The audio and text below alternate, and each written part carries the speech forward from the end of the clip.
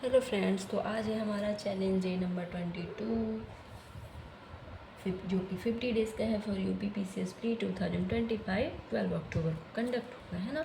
Other exams भी आप जैसे अभी एमपीपीएससी का होगा, बीपीएससी होगा, इसमें क्विक रिवीजन के लिए मैंने ये किया, बहुत ज़्यादा हिस्ट्री नहीं डाली है, टू द पॉइंट मिलेगा आपको इसमें। और ऐसा होगा कि रिवीजन आप एक दिन पहले भी अगर subject wise to subject wise करेंगे तो वो चीज़ बहुत ईजी हो जाएगी, है ना। तो हमारा फोकस इस पे रहेगा। तो हमने बाकी आर्टिकल्स कल पढ़ लिए थे। आज है right to freedom of religion, धर्म से रिलेटेड जो भी अधिकार हैं।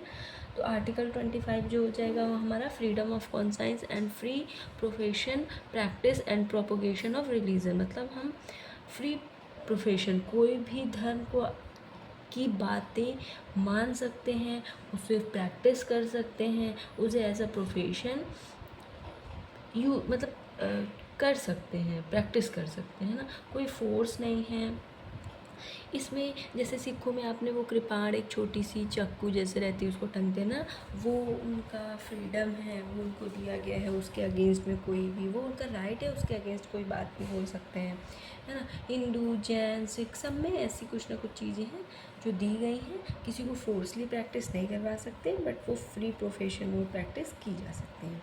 Article 26 freedom to manage religious affairs, मैंने मतलब रिलीजियस अफेयर्स से रिलेटेड जो भी है, अगर उन्हें कुछ उसमें नया करना है ना, कोई प्रॉपर्टी के ओन प्रॉपर्टी मैटर से रिलेटेड होगा, मूवेबल इमूवेबल, तो वो सब कुछ ना कौन करेगा, हमारे रिलीजियस जो फ्री है उस चीज़ को करने के लिए। इसके लिए किसी स्टेट को फोर्स नहीं किया जाएगा कि आप प्रमोट करेंगे या फिर आप सपोर्ट करेंगे। नेक्स्ट आर्टिकल 27 आर्टिकल 27 में freedom to payment taxes for promotion of any particular religion. जैसे आप देखते होंगे कि हिंदुओं में माता जी वगैरह रखी जाती हैं, गणेश जी रखे जाते हैं, तो उसमें चंदा लिया जाता है, ठीक है। आप वो टैक्सेस तो वो उसके लिए आप फ्री हैं, कोई आपको फोर्स नहीं कर सकते हैं कि आपको इतना देना पड़ेगा। आप अपने अकॉर्डिंग दे सकते हैं या मना भी कर सकते हैं, है ना। तो ये उसके अगर कोई आपको फोर्स करता है तो आप आर्टिकल 27 के थ्रू उसके अगेंस्ट में लॉ से डिमांड कर सकते हैं अपनी सेफ्टी के लिए, अपने आर्टिकल के, अपने राइट के प्रोटेक्शन के लिए, सिक्योरिटी के लिए। ओके। अच्छा, कभी ऐसा सोचा है कि अब ये राइट्स मिले हैं तो क्या कभी हमारी जो कॉन्स्टिट्यूशन है इन राइट्स को हमारी कॉम्प्रोमाइज़ भी कर सकती है, वो कंट्रोल भी कर सकती है। तो ऐसा मैं बता दूँ, इमरजेंसी लगता है जब इंडिया में, अगर कहीं से वॉर वगैरह हो रहा है ना, सिक्योरिटी ऑफ इंडिया और any part of the territory therefore is threatened, अगर इंडिया का कोई पार्ट थ्रेटेंड हो रहा है तो उसके अंडर में जो है ना वो आर्टिकल 19 जो है उसको आर्टिकल 358 के थ्रू कॉम्प्रोमाइज़ किया जा सकता है, उसे रोका जा सकता है। ये आर्टिकल आपकी बैन कर सकते हैं, सिक्योर कर सकते हैं। अच्छा, ऐसा क्यों?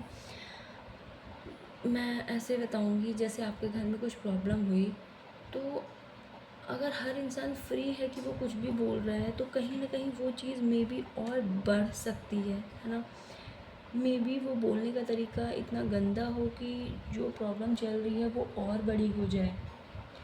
तो ऐसे में कोशिश होती है फैमिली वालों की वो एक ग्रुप में हो, कंट्रोल हो। तो ऐसे ही जब अगर अचानक से अटैक होगा तो ऐसे हम सब पे कंट्रोल नहीं कर सकते हैं। मे बी ऐसा कोई हो जो हमारी चीज़ें शेयर करे, या फिर अगर हम अदर कंट्री से या टेरिटरी में लड़ रहे हैं, या फिर हमारी सिक्योरिटी है जो इमरजेंसी लगी हुई है, उसी टाइम पे अगर कोई भी अपना मूव कर रहा है या फिर कुछ भी बोल रहा है, जैसे न्यूज़पेपर्स में आप देखते हैं जैसे सीज़ फायर, इंडिया ने पाकिस्तान पे सीज़ फायर किया, सर्जिकल स्ट्राइक किया। मीडिया को कंट्रोल करना इसलिए इम्पॉर्टेंट था। मे बी आप जो उनको गलती से प्लान, अगर आप किसी पे अटैक कर रहे हैं और अगर उसको उस प्लान का पता चल जाए तो वो तो अवेयर हो जाएगा ना, वो तो तुरंत एक्टिव हो जाएगा उसके अगेंस्ट में कि वो हम पे ना हो। लेकिन अगर पता ही नहीं चलेगा, तो हम उस पर सक्सेसफुली जो है अटैक कर सकते हैं। तो वैसा ही अगर बाहर से थ्रेटेंड होता है हमारी टेरिटरी पे या इंडिया पे, तो आर्टिकल के थ्रू उन्हें कंट्रोल किया जाए, क्योंकि वहाँ के में स्पीच, फ्री स्पीच में ही हमारा न्यूज़पेपर का भी आता है, हमारी मीडिया आती है ना। तो इस तरीके से कंट्रोल करते हैं ताकि जो हमारी इन्फॉर्मेशन है वो अदर्स से शेयर ना हो, ताकि जो भी हम अपनी प्लानिंग बना रहे हैं वो सक्सेसफुल हो, है ना। तो इसके थ्रू 358 के थ्रू आर्टिकल 19 जो है वो रुक जाता है।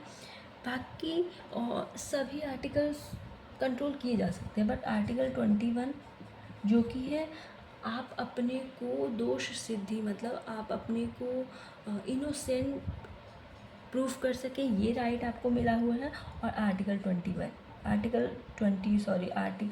में आप अपने को फ्री मतलब ब्लेम फ्री प्रूफ कर सकते हैं। और आर्टिकल 21 में राइट टू लाइफ, है ना, आपको जीने का अधिकार है। वैसा नहीं होगा कि अचानक से अटैक होता है तो आपको ये बोला जाएगा कि आपको जीने का अधिकार नहीं है, ऐसा नहीं कर सकते। और ये दोनों जो राइट है वो आर्टिकल 359 के थ्रू मिले हुए हैं, है ना। आर्टिकल 359 के थ्रू हमें ये दोनों राइट मिले हुए हैं।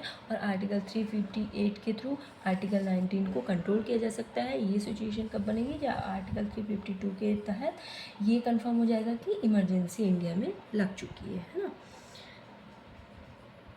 और ये जो राइट्स मिले हैं ना, ये पहले नहीं थे, इसको भी अमेंड किया गया है, क्योंकि ये बेसिक है, एक ह्यूमन लाइफ की बेसिक नीड है। तो आर्टिकल 44 अमेंडमेंट 44 के थ्रू इसको किया गया कि आर्टिकल 20 और 21 को जो है बैन नहीं किया जा सकता है, ठीक है।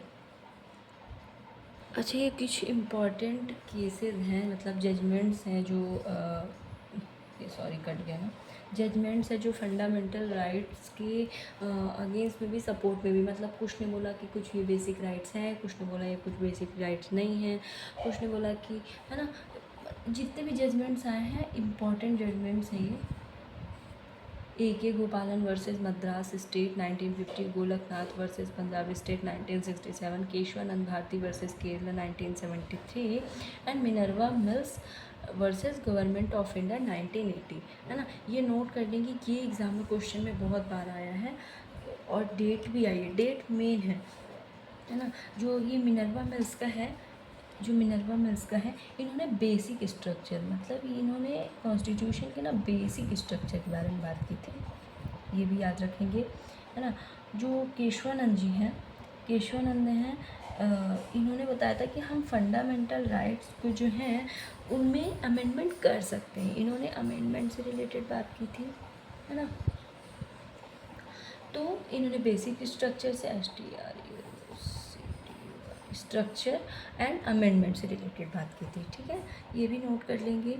और इसमें बताया गया था कि कैसे चीज़ें की जा सकती हैं, क्योंकि कोई भी चीज़ प्रूफ होती है तभी, अगर वो कहीं पे, और ऐसा होता है कि कहीं भी अगर वो एक बार केस चल चुका है, वहाँ पे उससे रिलेटेड जजमेंट आ चुका है, तो कहीं ना कहीं उसको बाकी अदर्स स्टेट में भी फॉलो किया जा सकता है, उसको एक बेस रखा जा सकता है ना। इसके बाद हम बात करते हैं डीपीएसपी डायरेक्टिव प्रिंसिपल्स के बारे में, है ना, जो कि राज्य के नीति निर्देशक तत्व होते हैं। अब हम बात कर रहे हैं जैसे राज्य की नीति निर्देशक तत्व की, directive principle of state policy. ये जो है हमारे कॉन्स्टिट्यूशन के पार्ट 4 में आता है, आर्टिकल है 36 to 51। एडॉप्टेड फ्रॉम, हमने ये आयरलैंड से लिया है, ये भी बहुत इंपॉर्टेंट क्वेश्चन है, ये बहुत बार आता है ना। और इसका बता दें कि ये ना जो हमारे न्यायालय हैं, कोर्ट्स हैं, उनके थ्रू इनफोर्सेबल नहीं है, ये रूल्स बने हुए हैं। जैसे हमारा फंडामेंटल राइट्स क्या है, फोर्सेबल है, उसको फोर्सली करवाया जा सकता है, बट डीपीएसपी जो है फोर्सेबल नहीं है। स्टेट जो है, जब कोई भी रूल बनाए तो उसका जो एक मेन बेसिक फॉर्म होना चाहिए, टारगेट होना चाहिए। जैसे कि अगर कोई क्वेश्चन हम सॉल्व करते हैं तो कहीं ना कहीं उसका बेसिक क्या है, पहले उसके बारे में हम पढ़ते हैं और कोशिश करते हैं उस बेसिक को पढ़ने के लिए कि हमारे पास सिलेबस हो, जो एक बहुत शॉर्ट फॉर्म में होता है बट बहुत क्लियर बताता है। तो हमारा जो बेसिक होता है किसी भी एग्ज़ाम्स को अगर प्रिपरेशन कर रहे हैं तो उसका जैसे सिलेबस होता है वैसे ही हमारा जो स्टेट है वो अगर कोई लॉ एंड पॉलिसी बना रहा है तो उसका जो बेसिक होना चाहिए वो हमारा डीपीएसपी होना चाहिए, ठीक है। अब डीपीएसपी इन्फोर्सेबल नहीं है, इसका डिफरेंस भी बताऊंगी, है ना, कि फंडामेंटल राइट्स और डीपीएसपी में क्या डिफरेंस है। तो उसके पहले कि ये फंडामेंटल्स हैं और वो राज्य का ये कर्तव्य है, ये उसका एक अकाउंटेबिलिटी है कि वो इसके ही थ्रू वर्क करे, क्योंकि कहीं ना कहीं इसमें बहुत अच्छी से बातें की गई और हमारे जो कॉन्स्टिट्यूशन के स्ट्रक्चर टाइम या बनाते टाइम जो भी लोगों ने बात किया वो कहीं ना कहीं काफ़ी अच्छे थिंकर थे, उन्होंने ये लॉन्ग टर्म फ्यूचर तक को सोच के चीज़ें ऐड की थी, तो मतलब इम्पॉर्टेंट तो ये है ना। अच्छा, कुछ इम्पॉर्टेंट आर्टिकल्स ही बताएंगे, ऐसा नहीं कि सारे आर्टिकल्स आपके लिए इम्पॉर्टेंट है, कुछ हैं जो एग्ज़ाम्स में बहुत ज़्यादा आते हैं। जैसे मैं आपको क्वेश्चंस पहले दिखा देती एग्जाम्पल, ताकि माइंड में रहे कि हाँ ऐसी चीज़ें होती हैं।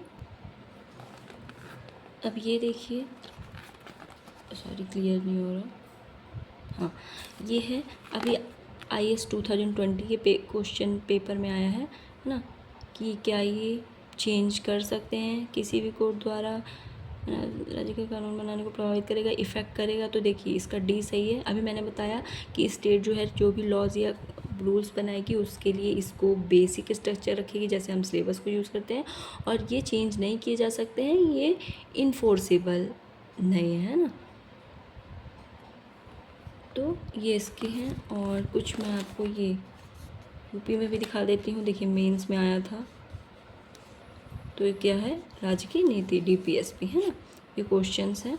अब मैं आपको बताती हूँ कि कौन कौन से इम्पोर्टेंट, जैसे डीपीएसपी का ये भी एक अकाउंटेबिलिटी है कि जो that the citizen man and women equally have the right to an adequate means of livelihood. जो जीविकोपार्जन का साधन है वो इक्वली डिस्ट्रीब्यूट होना चाहिए मैन एंड वुमेन में, है ना, ये क्लियरली इसमें बोला गया है। अब कुछ इंपॉर्टेंट आर्टिकल्स में बता देती हूँ जो डीपीएसपी से रिलेटेड जो क्वेश्चंस बहुत आते हैं, आप मेंस आंसर राइटिंग में भी उसको बहुत ऐड कर सकते हैं, सोशल जस्टिस में, सोशल सिक्योरिटी में, गवर्नेंस में, है ना, राइट्स से रिलेटेड। अब जैसे ये कुछ इंपॉर्टेंट आर्टिकल्स हैं, जैसे आर्टिकल हो गया हमारा 39A, equal justice and free legal aid, है ना, जो भी समान न्याय और निःशुल्क विधिक सहायता।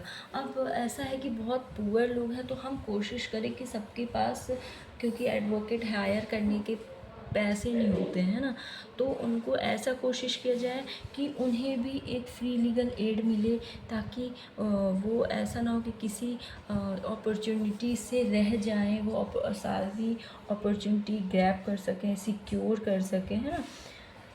Justice are not denied to any citizen by reason of economic और अदर डिसेबिलिटीज़। मतलब मेन टारगेट है हमारा एक स्टेट का कि जस्टिस जो है सिर्फ इस बेस पे किसी पर्सन को ना मिले कि उसके पास पैसा नहीं था, वो उसकी इकोनॉमिक कंडीशन अच्छी नहीं थी, इसलिए वो जस्टिस को सिक्योर नहीं कर पाया या वो जस्टिस नहीं उसको मिल पाया, है ना, ये रीज़न कभी भी नहीं बनना चाहिए। एंड 40 है ऑर्गेनाइजेशन ऑफ विलेज पंचायत। ये सबको पता है कि पंचायत का हमने जैसे कि बहुत बड़े लेवल से छोटे लेवल जाने तक हमने एक गवर्नमेंट बनाया कि सेंट्रल गवर्नमेंट हो गया, स्टेट्स हो गए, ये कंट्रोल करेंगे, उसी तरह स्टेट्स भी फिर काफ़ी हो जाते हैं बड़े, तो उसमें भी कंट्रोल करने के लिए लोगों तक बेसिक स्ट्रक्चर गांव लेवल तक लोगों की पहुंच रीच बनाने के लिए हमें ग्राम पंचायत बनाना पड़ा, ताकि लोग पंचायत में आके अपनी फ्री जस्टिस पा सकें, अपने प्रॉब्लम्स को एक स्टेज पे रख सकें, मंच पे रख सकें, ताकि उसको सॉल्व करने का जो हमारा स्टेट का अकाउंटेबिलिटी है, जवाबदेही है, रिस्पॉन्सिबिलिटी है, वो उसे अच्छे से निभा सकें, है ना। Right to work to education public assistance, काम की न्यायसंगत और मानवोचित दशाओं तथा प्रसूति सहायता को बंद, है ना, इसमें भी मतलब बच्चे से रिलेटेड, जस्टिस से रिलेटेड, ह्यूमन राइट से रिलेटेड बात सुनिश्चित मतलब कंफर्म की गई है। The state shall make provision for securing just and human conditions of work and maternity relief, है ना, मेटर्निटी रिलीफ, जो आपने वो बेबी टाइम छुट्टी वगैरह का देखा है, वो आर्टिकल 41 के भी अंडर में आ जाता है। फिर आर्टिकल 43 लिविंग वेजेस। मनरेगा के बारे में आपने सुना होगा। मनरेगा जैसे एक फ्री वेजेस देता है, एक कंफर्म टाइमिंग के लिए वेजेस देता है। अब क्योंकि अब ये आर्टिकल 43 जो है वो लिविंग वेजेस फॉर वर्कर्स है, तो उसी से रिलेटेड आर्टिकल 43A में participation of workers and B में promotion of cooperative societies. Article 44 जो है वो है यूनिफॉर्म सिलेबस। ये बहुत इंपॉर्टेंट है, ये एग्ज़ाम्स में बहुत ज़्यादा आता है, प्रीलिम्स में। ये अभी तक गोवा में फॉलो किया गया है, मतलब एक थिंकिंग की इक्वली होंगे सभी, बट अभी इतनी जल्दी इसको हर स्टेट्स ने फॉलो नहीं किया है। Article 45 provision for early childhood care and education to children below age 6 years. एक तो हमने right to education article 21A में देखा, 14(2) है ना। अब हम यहाँ देख रहे हैं 7 to 14 उसमें। अब यहाँ पे देख रहे हैं कि एजुकेशन, ये जो बिलो है ये हमारा DPSP में आता है। एजुकेशन देखिए दोनों में आ रहा है, DPSP में भी आ रहा है और फंडामेंटल राइट्स में भी आ रहा है। Article 48 protection improvement of environment forest wild life, है ना। क्योंकि स्टेट के अंडर में ये चीज़ें आती है तो उसकी रिस्पॉन्सिबिलिटी बनती है कि वो इन्वायरमेंट को प्रोटेक्शन दे, इम्प्रूवमेंट करे हमारे लिए, है ना। एटमॉस्फेयर क्लीन हो, एनर्जी क्लीन हो, protection of monument places object, जो भी टूरिज्म प्लेस बनाए जाते हैं ताकि लोग ज़्यादा आए, इकोनॉमिक कंडीशन, वहाँ की वेल्थ अच्छी होती है वहाँ के लोकल लोगों की, है ना। ये इम्पॉर्टेंट है। और दो और हैं जो मैं बता देती हूँ, इसके बाद ना मेनली हम वो प्रेसिडेंट, वाइस प्रेसिडेंट ये सब करेंगे। DPSP के ना कुछ आर्टिकल्स है जो बहुत फेवरेट हैं आई थिंक मेरे से ना। एक तो ये वाली मिस्टेक हुई थी प्रीलिम्स क्वेश्चन पे, प्रीलिम्स का पेपर था मेरा, और ये मुझसे गलती हो गई थी, मिस्टेक हुई थी कि आर्टिकल 51, मतलब ये था कि promotion of international peace and securities में आता है। मुझे एक्चुअली में उस टाइम पर याद नहीं था, उसके बाद ही मुझसे कभी नहीं बोला, ये गलती मुझसे वापस नहीं हुई। एक आर्टिकल 44 जो था वो सिविल कोड का, वो एंड ये separation of judiciary and executive, है ना, जुडिशरी फ्रॉम एग्जीक्यूटिव। तो ये कुछ मिस्टेक्स हैं ना जो, तो मैं चाहती हूँ कि वो आपसे ना हो। अब हम नेक्स्ट बात करते हैं फंडामेंटल ड्यूटीज़ की। जो प्रेसिडेंट है, हम प्रेसिडेंट के बारे में बात कर रहे हैं। इंडिया का फर्स्ट सिटीजन ऑफ इंडिया कौन होता है, वो है प्रेसिडेंट। ये क्वेश्चन भी हो सकता है कि अगर इंडिया का फर्स्ट सिटीजन कौन होगा तो उसको हम किसको बोलेंगे, प्रेसिडेंट को। आर्टिकल 52 में राष्ट्रपति, प्रेसिडेंट के होने की बात की गई है। Executive power of the union article 53 के अंडर में है ना। एग्जीक्यूटिव जो पावर हो जाएगी, हेड होगा एग्जीक्यूटिव का, वो होगा president. Article 54 election of president. President का इलेक्शन कैसे होगा, elected member of both houses of parliament. Parliament की बोथ हाउसेज कौन कौन है, Lok Sabha and Rajya Sabha. Elected member of the legislative assembly of the states के, है ना, स्टेट्स लेजिस्लेटिव असेंबली के मेंबर्स। एग्जीक्यूटिव हेड है।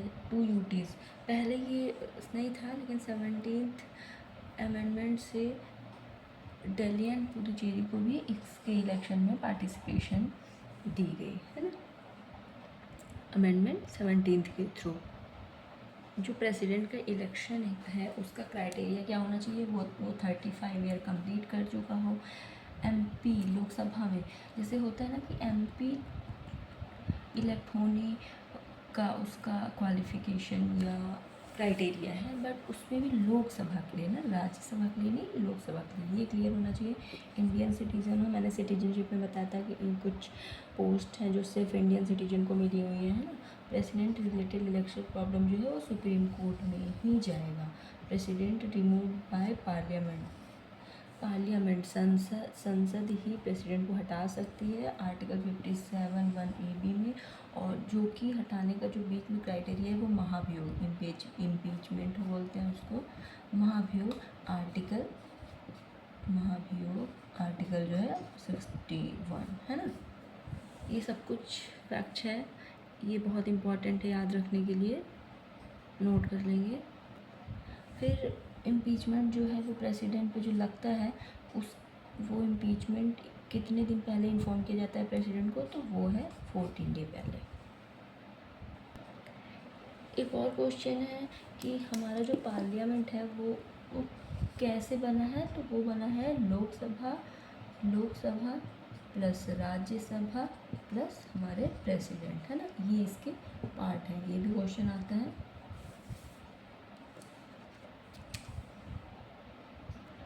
जो प्रेसिडेंट का रेजिग्नेशन लेटर है, रिज़ाइन जब वो करते हैं तो वो किसको देते हैं, वाइस प्रेसिडेंट को, है ना, वाइस प्रेसिडेंट को वो अपना रिज़ाइन देते हैं। फिर मोस्टली जितने पोस्ट हैं वो अपना रेजिग्नेशन प्रेसिडेंट को देते हैं।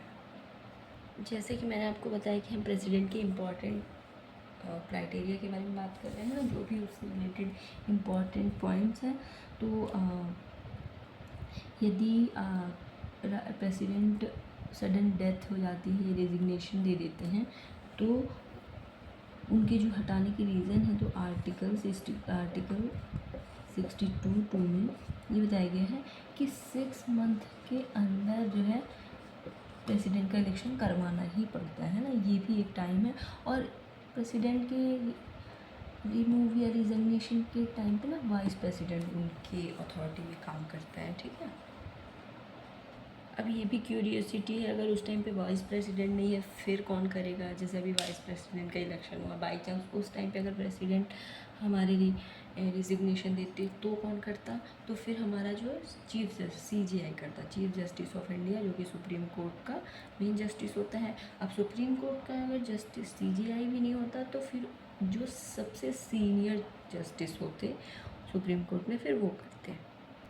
अब मैं कुछ वो पॉइंट्स बताती हूँ ना जो आप डायरेक्ट देखेंगे ये क्वेश्चंस में ये पॉइंट्स आती ही हैं, तो मैं कुछ वो इम्पॉर्टेंट पॉइंट्स लिख देती हूँ जो नोट करना है अपने को।